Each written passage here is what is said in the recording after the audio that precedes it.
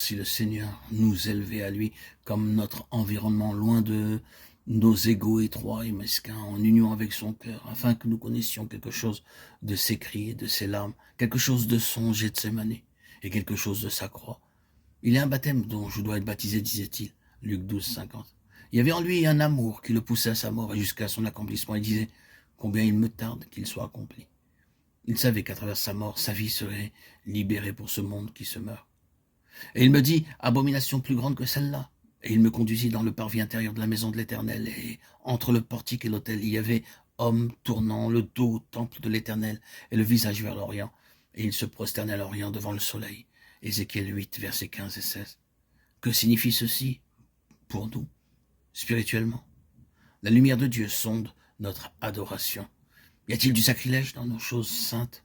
Oh, la façon désinvolte dont on parle des choses sacrées au lieu de nous taire, d'avoir du respect et une crainte pieuse. Il y a de la légèreté dans la manière dont nous employons le nom de Dieu. Nous le disons comme nous le ferions avec le nom d'autres personnes. Est-ce que cela veut dire que nous ne devons pas mentionner son nom? Non. Mais un silence respectueux devrait s'emparer de nous lorsque nous le prononçons. Parce que nous ne perdons jamais la présence du Saint. Lorsque le mot « le Saint des Saints » vient à nos lèvres, qu'est-ce qu'il exprime? L'expérience? Loin de là. C'est Dieu lui-même en Christ, devant lequel les anges cachent leur face, et dans la présence duquel, sans le sang, nous n'oserions paraître. S'il y a quelque chose qui manque de nos jours, c'est bien le saint respect et la crainte pieuse. Voici sur qui je porterai mes regards, sur celui qui craint ma parole. Ésaïe 66, 2. Oui, Dieu peut créer en vous une sainte crainte, telle que vous tremblerez réellement à sa parole. Que le Seigneur nous délivre du sacrilège dans les choses les plus solennelles et profondes de Dieu. Puis il cria d'une voix forte à mes oreilles, « Approchez, vous qui devez châtier la ville. » Ézéchiel 9, 1. Il montre toutes ces choses à Ézéchiel. Ensuite il dit, « Je dois m'occuper d'eux. » Et voici 6 hommes arrivèrent par le chemin de la porte supérieure, chacun son instrument de destruction à la main. Il y avait au milieu d'eux un homme vêtu de lin et portant une écritoire à la ceinture.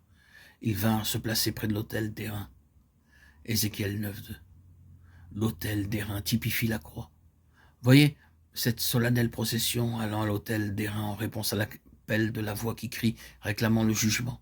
Et le Seigneur dit à l'homme avec l'écritoire, « Passe au milieu de la ville, et fait une marque sur le front des hommes qui soupirent et qui gémissent à cause de toutes les abominations qui s'y commettent. » Il marqua tous ceux qui s'affligeaient dans leur âme, tous ceux qui pleuraient ou gémissaient sur toutes ces choses.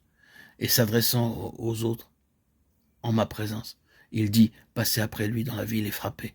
Mais n'approchez pas de quiconque aura sur lui la marque, et commencez par mon sanctuaire, Ézéchiel 9, 5, 6. Le Seigneur doit juger le péché, oui. Il a vraiment jugé le péché à l'autel d'airain, la croix du calvaire. Maintenant, l'instrument de destruction doit faire son œuvre. La croix de Christ est l'instrument de destruction. La puissance de la mort de Christ doit agir en nous, comme un couteau appliqué par le Saint-Esprit. Est-ce que le Seigneur a mis la marque sur vous? Êtes-vous un de ceux qui pleurent sur ces choses qui se font dans l'Église professante de nos jours? N'y a-t-il pas aujourd'hui la grande idole de la jalousie qui apparaît dans les enfants de Dieu? Ne sont-ils pas occupés avec les choses serviles de la terre?